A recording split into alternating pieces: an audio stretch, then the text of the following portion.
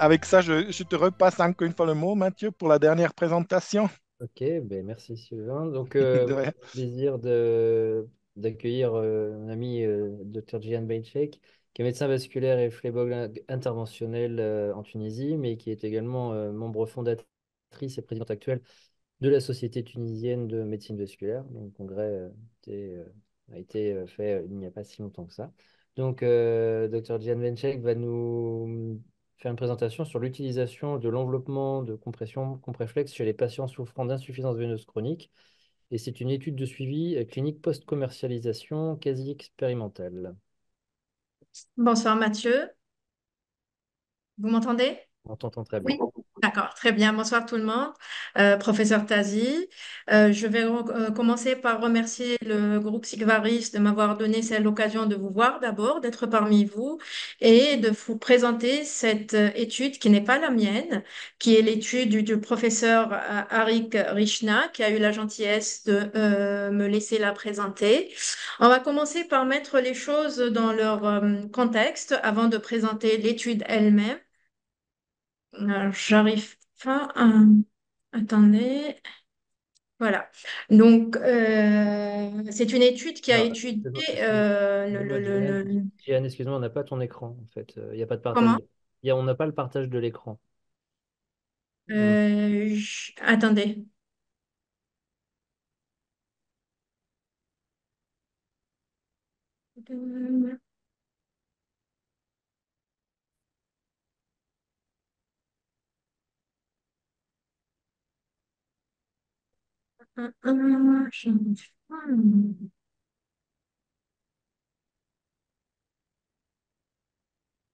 Avec la Vous petite. l'avez toujours pas? Non, en appuyant sur la petite flèche verte qui va vers le haut, Non, tu n'arrives pas à partager. j'ai cru l'avoir fait. J'arrive. Attendez. Là, je crois que c'est bon. Ça va. Je vais mettre... Voilà, voilà, c'est bon. Tu es... Attendez, il faut que je mette en plein écran là. Est-ce que c'est bon? On n'est pas en plein écran, nous. Voilà, là, on est en plein écran. Parfait. Voilà, Parfait. parfait. Donc, l'étude va traiter de l'utilisation du Compalflex sur les patients souffrant d'insuffisance veineuse chronique en général, mais plutôt en particulier, c'est des patients qui vont avoir des ulcères veineux de jambe. Donc, on va mettre les choses dans leur contexte pour dire que l'ulcère veineux de jambe a une incidence importante, puisque dans la population occidentale, 1% de la population fera un ulcère veineux de jambe au cours de sa vie. Ça va augmenter avec l'âge jusqu'à atteindre 2% dans la population de plus de 80 ans et les femmes sont plus touchées que les hommes. Ce qui est plus important à dire, c'est que les taux de cicatrisation ne sont pas au top, avec une durée de moyenne de cicatrisation de presque 6 mois et une cicatrisation entre 45 et 70%. Ça dépend de l'établissement dans lequel les patients sont traités. La récidive est très importante aussi, puisqu'on a un taux de récidive à 12 mois qui varie entre 26 et 69%, ce qui est très important. Donc, il n'y a pas que ça, cette affection est très chronophage et tous les intervenants avant moi l'ont dit, ça prend du temps pour les infirmières. Lorsque on a des infirmières spécialisées en traitement d'ulcères vasculaires en général et d'ulcères veineux en général, et il faut savoir que dans nos pays, ce n'est pas rémunéré, ce n'est pas remboursé pour les patients. Donc, nos patients, la plupart de nos patients ne peuvent pas se permettre une infirmière qui va changer les bandes de compression, qui va soigner l'ulcère. Les médecins traitants aussi trouvent que c'est une affection qui est très chronophage et il n'y a pas de cotation également pour qu'ils soient remboursés pour leurs actes puisqu'ils leur font sur leur temps de consultation. Il faut savoir que c'est une affection aussi qui coûte énormément cher à nos pays, vu tout ce qui entoure comme soins, comme procédures, comme matériel pour soigner les patients et que c'est des modèles de soins qui sont incohérents entre pays, de pays à pays, mais aussi de ville en ville et même dans le même quartier. Ce n'est pas pris en charge de la même manière ni par les mêmes personnes. Il faut savoir qu'en Tunisie, c'est vu par des orthopédistes, par des dermatologistes, par des médecins vasculaires, par des chirurgiens vasculaires et ça dépend sur qui on tombe pour avoir un protocole. Le protocole n'est pas standardisé. Donc, l'ulcère veineux, par définition, est une perte de substance en pleine peau, le plus souvent dans la région de la cheville, qui ne guérit pas spontanément, mais qui est entretenue par une maladie veineuse qui doit impérativement être documentée par une échographie Doppler veineuse. J'insiste là-dessus parce il faut vraiment que l'origine veineuse soit prouvée et qu'il n'y ait pas d'autres facteurs, que ce soit pas un ulcère mixte, qu'il n'y a pas un problème artériel associé. Les ulcères veineux, il faut savoir que c'est les ulcères majoritaires. Ils représentent 40 à 85% des ulcères de jambes totaux. Donc, les ulcères variqueux sont l'évolution ultime de l'insuffisance veineuse chronique. Ceci, comme vous le savez tous, est la classification CAEP que tout le monde utilise pour classer la maladie veineuse chronique. J'attire votre attention sur la classe C3 qui correspond à l'œdème. C'est le tournant évolutif de la maladie. Si on veut vraiment ne pas arriver à avoir un ulcère ou traiter un ulcère, il faut agir sur l'œdème qui va transformer la maladie veineuse chronique en insuffisance veineuse chronique, qui va aboutir dans un stade ultime à l'ulcère veineux actif. La prise en charge de cet ulcère doit être non seulement adaptée à la plaie, mais aussi à la peau environnante. Il faut évaluer les comorbidités et les traiter. Il faut aussi impérativement évaluer la maladie veineuse et la traiter. Lorsque c'est possible, il faut la traiter par un traitement radical. Lorsque le traitement thermique, endoveinothermique est présent, ce qui est dans en Tunisie, beaucoup de gens, enfants et moi-même, je prends ces patients pour faire un traitement radical endoveineux thermique parce que lorsqu'on n'a plus de reflux, théoriquement, on n'a plus d'ulcère. Mais lorsque ce traitement n'est pas disponible ou que les patients les refusent ou qu'ils n'ont pas les moyens de le faire, on a la compression qui doit être présente aussi, même lorsqu'on fait un traitement radical, avant, en attendant, pendant et en post-traitement. Et lorsque ce n'est pas possible, la compression reste quand même le traitement de référence. Malgré tout ça, malgré le fait que la compression reste le traitement de référence, on trouve que ce n'est pas assez prescrit, que ce n'est pas assez utilisé par les médecins ou les infirmiers qui traitent. Donc, pour pouvoir connaître l'action de la compression dans la guérison, dans la cicatrisation de l'ulcère veineux, il faut impérativement connaître la physiopathologie de l'ulcère veineux. En fait, l'insuffisance veineuse chronique va causer une pression accrue dans les veines des membres inférieurs. Cette pression, cette insuffisance veineuse chronique est le résultat d'un endommagement des valvules des veines, que ce soit par une maladie varicoeuse primitive ou à la suite d'une thrombose veineuse qui définit le syndrome post-thrombotique. Ces valvules vont laisser le sang refluer vers la cheville, ça va accroître la pression veineuse distale en position debout et pendant la marche, et ça va augmenter, ça va donner une hypertension veineuse ambulatoire qui va provoquer des œdèmes, accroître la fragilité des capillaires et de la peau, et c'est ce qui va augmenter le risque d'ulcère veineux de jambe. Comment va agir la compression médicale? En fait, la compression médicale va exercer une pression externe qui va favoriser le retour veineux, ça va réduire l'œdème, ça va réduire la fuite, empêcher la fuite des liquides vers les tissus et favoriser le drainage lymphatique. Cette diminution de l'hypertension ambulatoire veineuse va favoriser la cicatrisation de l'ulcère, plus de diminuer l'inflammation, qui est un élément très important dans toutes ces perturbations. Donc, la compression médicale est le traitement de référence, elle est reconnue, elle est recommandée, sauf que malgré tout ça, comme je viens de le dire, elle n'est pas assez utilisée au détriment d'autres techniques, notamment les pansements perfectionnés techniques, et très cher par rapport à la compression.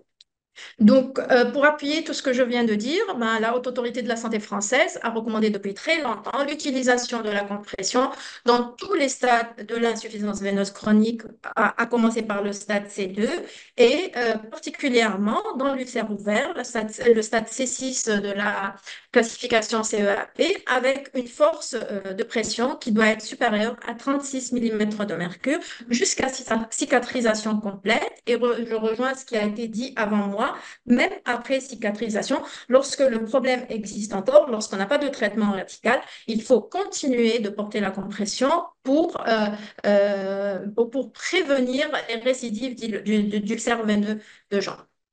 Donc, on vient à l'objet de ce jour, le dispositif CompleFlex Wrap de Sigvaris. En fait, c'est un dispositif qui n'existe pas encore en Tunisie. J'ai eu la chance d'avoir un échantillon et pour voir de quoi il s'agit, pour l'essayer un peu. Et j'espère qu'il sera bientôt disponible chez nous. C'est un dispositif d'enveloppement Velcro avec des matériaux très solides. Donc, par rapport à la question qui a été posée, ça a l'air d'être très solide avec des accroches. Et les avantages, c'est que ça va encourager les patients à faire leurs soins tout seuls. Ça va améliorer leur indépendance et améliorer leur qualité de vie. Pour le moment, nous ne disposons pas de données cliniques publiées sur l'utilisation de ce dispositif. On aurait bien besoin d'études et je trouve que l'étude qui m'a été donnée pour vous la présenter est un bon début pour le faire. Donc, des petits détails sur le produit. Le design est pas mal, l'esthétique est pas mal, l'application semble être facile, je l'ai essayé moi-même. Et comme je viens de le dire, ça a l'air d'être des matériaux de haute qualité. La compression est fixée avec, en fait, il y a le processus AccuTab, c'est des petites languettes avec des intervalles de pression qui vont être mises pour savoir quelle pression on va appliquer au patient. Donc, on vient à l'étude elle-même. Je réitère mes remerciements pour le professeur Arik Rishna pour me donner l'occasion de la présenter. Et c'est une étude qui a été menée en Malaisie sur 4 centres. Un des centres, c'est l'hôpital de Kuala Lumpur. Donc, il y a eu l'objectif était d'évaluer les effets à moyen terme de cette thérapie sur des patients qui avaient des ulcères veineux de Jean. En tout, il y a eu 100 patients qui ont été intégrés à cette étude, mais il n'y a eu que 25 chez qui on a assuré le suivi à moyen terme. Donc, les patients ont été évalués avant le traitement, 1 semaine, 12 semaines et 26 semaines après le traitement. Et ce qui a été évalué, c'est 3 choses. La cicatrisation de l'ulcère qui a été calculée sur la surface de la plaie, la réduction du volume qui a été calculée par la différence entre les circonférences sur 10 points de la jambe et le troisième point qui a été noté, c'est la satisfaction des patients qui ont été évalués par un score de 0 à 10, où 10 était la satisfaction optimale. Et on leur a aussi posé la question s'ils continueraient à utiliser ce dispositif si on leur prescrivait ce dispositif. Donc, les critères d'inclusion étaient les patients qui devaient avoir une compression, qui avaient un ulcère veineux chronique et des œdèmes, qui avaient un âge entre 18 et 80 ans. Et ces patients ont donné leur consentement éclairé et ils ont dit qu'ils étaient disposés et capables de participer au suivi. Et ces patients n'avaient pas les critères d'exclusion qui sont énumérés dans l'autre case, à savoir le lymphœdème, d'autres morbidités comme l'insuffisance cardiaque, rénale ou hépatique, la grossesse, la septicémie, les plaies infectées, l'artériopathie, la médiacalcose, les artères non compressibles et les tendances hémorragiques. Donc, voici un des patients qui a été traité par ce dispositif. On voit tous qu'avant le traitement, l'ulcère était moitié nécrotique, moitié fibrineux. Au fur et à mesure des visites, il s'est transformé petit à petit en ulcère bourgeonnant avec une diminution progressive de la taille de l'ulcère, de la surface de l'ulcère, pour arriver à une cicatrisation complète de cet ulcère. Ce deuxième patient avait un ulcère qui était creusant, fibrineux, et au fil des visites, on voit le bourgeonnement, la diminution significative de la surface de l'ulcère, même si au bout de la 4e visite, il n'y a pas eu de cicatrisation complète, mais je suppose que ça arrivera dans les visites suivantes. Donc, le troisième patient, pareil, c'est un petit ulcère de jambe bourgeonnant qui a continué à cicatriser normalement et qui était complètement cicatrisé au cours de la 4e visite. Le dernier patient, c'est un ulcère important de jambe qui a presque quasiment cicatrisé au bout de la dernière visite. Celui-là n'a pas quasiment cicatrisé, mais il est en très bonne voie de cicatrisation, vous en conviendrez. Donc, les résultats intermédiaires sont très encourageants. Les patients avaient une moyenne d'âge de 55,6 années. Il y en a qui ont abandonné l'étude, un seul a abandonné l'étude pour insatisfaction. On a eu une amélioration, une amélioration, une diminution significative de la surface moyenne de la plaie, une diminution également significative des circonférences des mollets et des chevilles et une satisfaction moyenne des sujets qui était aux alentours de 8 sur une échelle de 10, ce qui est très satisfaisant. Donc, c'est la moyenne d'âge des patients avec des extrêmes allant de 23 à 93. La satisfaction des patients, comme je viens de le dire, est aux alentours de 8 sur une échelle de 10, ce qui est une excellente chose. La réduction de l'œdème a été très rapide et ça, c'est tout à fait normal à la première semaine, mais ça a continué à diminuer jusqu'à 12 semaines avec une différence significative dans la circonférence de la cheville et du mollet. Et la surface de plaie également a continué à diminuer avec des cicatrisations complètes chez certains patients et des diminutions significatives de la surface de la plaie chez d'autres. Donc, en conclusion, les résultats intermédiaires sont bons, suggèrent qu'il y a une action significative sur la surface de l'ulcère, sur l'œdème et que les patients étaient satisfaits. Mais il faudra plus d'études, plus de recrutement et une durée de suivi plus important pour être sûr que sur le long terme, on aura ces mêmes bons résultats. Je vous remercie de votre attention. Merci, Diane, pour cette excellente présentation. Je vais laisser le professeur Tazi pour les questions au, au public. Écoute, Mathieu, je n'ai toujours pas de questions jusque-là. On félicite juste le docteur Benchir, qu'on- dont on connaît les qualités de présentation. Donc moi, j'ai pas de questions particulières. Le docteur Wassila Taha est en train d'écrire une question. Dans Jérém, dans ce que tu as pu utiliser, tu l'as utilisé pour un patient, tu l'as utilisé juste, tu l'as manipulé juste. Non, j'ai juste demandé à manipuler le dispositif puisque je présente cette étude pour savoir de quoi je parle. Et ce que j'ai vu m'a plu et j'aimerais bien l'utiliser chez mes patients. Ok.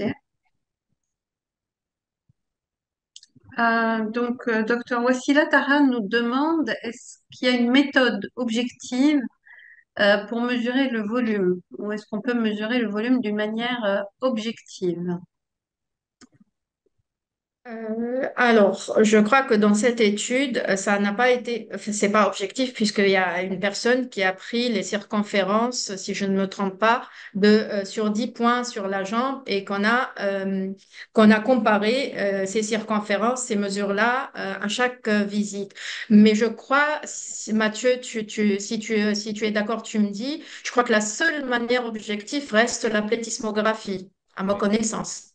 Moi, je suis tout à fait d'accord avec toi. Si on veut vraiment avoir une méthode objective, ça va être celle-ci, parce que la mesure de circonférence reste quand même assez peu précise et peu reproductible finalement d'un opérateur à l'autre. Donc, je suis d'accord avec toi. Mais bon, je pense pas qu'effectivement c'était l'objectif de l'étude était d'être plus global. Et à mon avis, c'est une étude qui, comme tu l'as dit, doit ouvrir sur d'autres études avec d'autres critères composites pour pouvoir voir dans le temps ce que cela peut donner. Et peut-être que la pétismographie devrait être utilisée pour avoir des résultats plus, peut-être encore un peu plus carrés. Mais à mon Ne serait-ce avis, que ce n'est la ne serait-ce que plétismographie, c'est pas des pour, examens de tous les jours qu'on va faire dans son cabinet ou c'est vraiment l'apanage de grands centres dans de grandes villes. Ouais, je suis...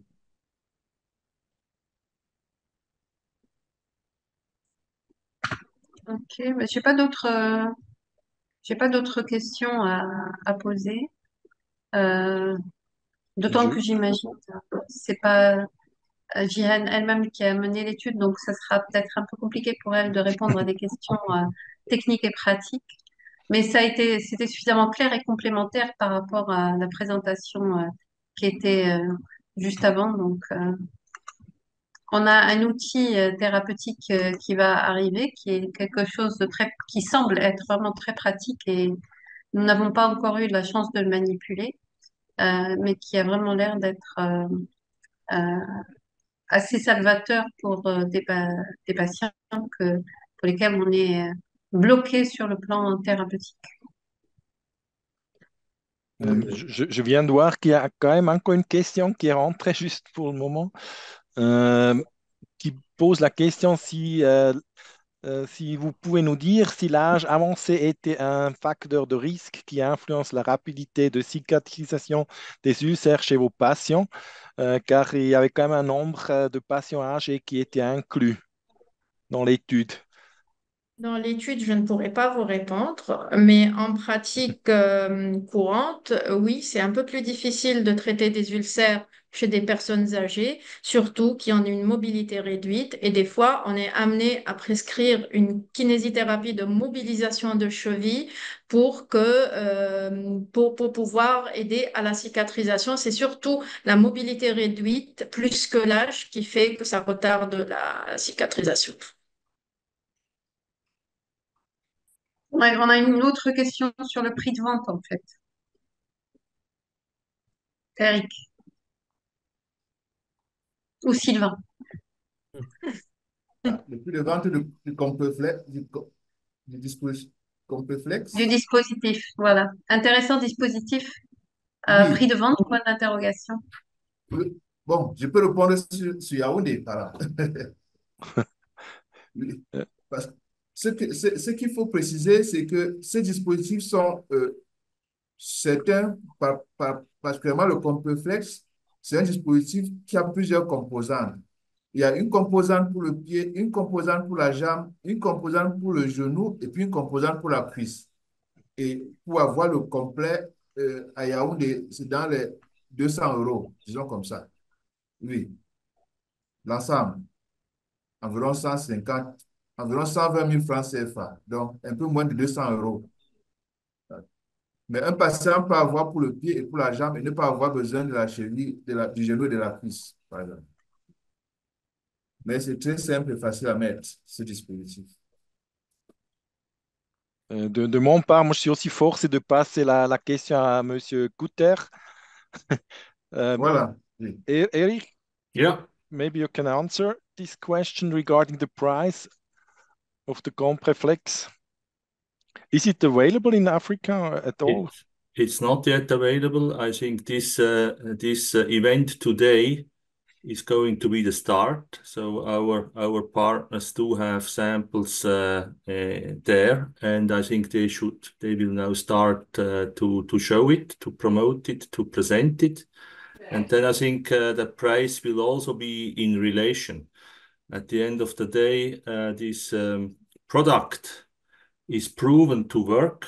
There is clinical studies, and if it works, maybe the 200 francs are correct. What Dr. Marcus said, I do not know because there is no price yet in Cameroon.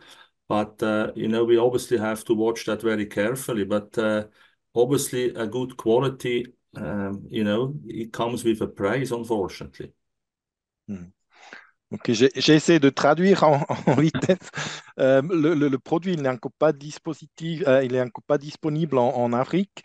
Pour le moment, il est distribué à des distributeurs en Afrique pour le tester et puis pour l'introduire.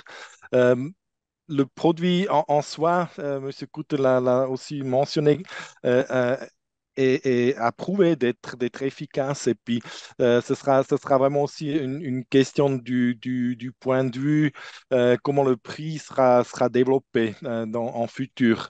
Est-ce que ce sera les 200 euros que Monsieur Dr Foucault a mentionné? C'est encore pas clair. Ce sera aussi un point de discussion en futur. Parfait. Est-ce que, Sylvain, tu veux enchaîner sur la poll question?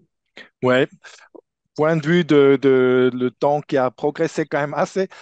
Khaled, can you show the last poll question, please? OK. Là, la question, c'est est-ce que la plaie a été réduite après 12 semaines de traitement? Trois choix de nouveau. Euh, Vous avez 30 secondes pour la réponse.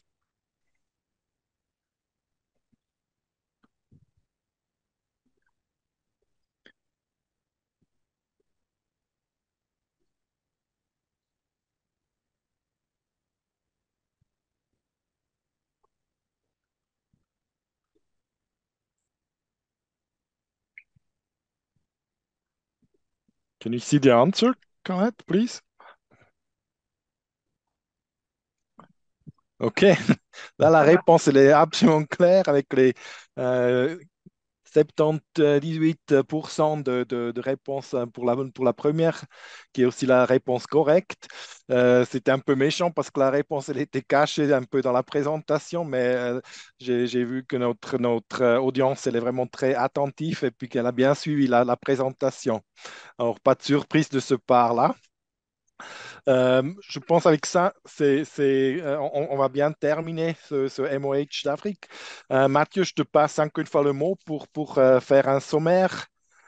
Oui, bah écoute, moi je voulais remercier, vous remercier encore une fois Sigvaris pour son invitation. C'est un MOH qui est très touchant, parce que c'est vrai que d'avoir un partage en francophone avec tous nos collègues vasculaires est quelque chose de marquant.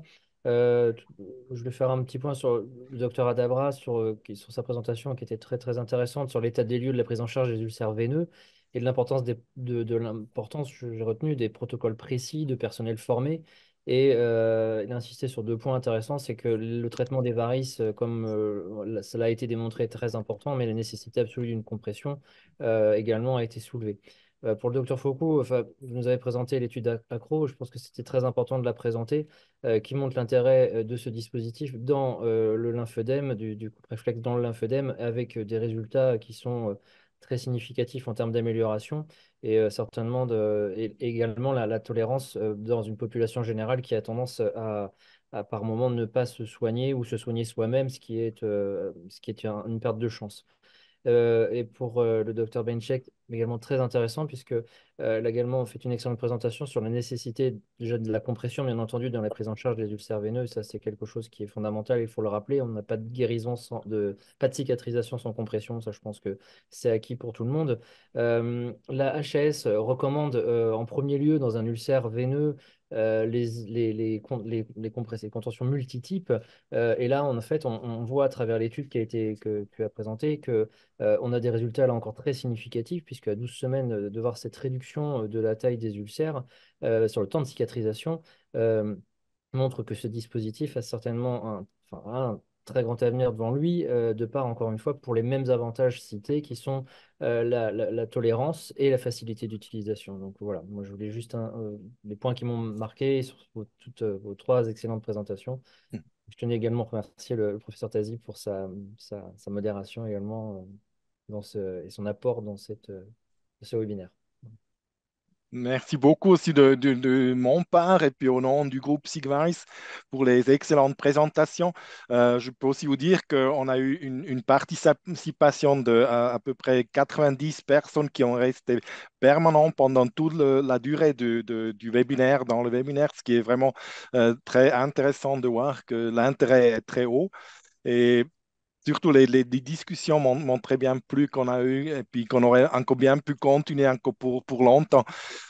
Pour moi, c'est un signal très promettant aussi pour de futurs MOH en Afrique, que je suis certain que M. Kutter sera très content de les organiser aussi en futur et puis qu'on aura certainement aussi des sujets très intéressants de discuter entre vous. Alors, merci encore une fois beaucoup pour votre contribution et je vous souhaite une bonne soirée aussi pour une bonne reste de journée. Merci. Merci. Merci beaucoup.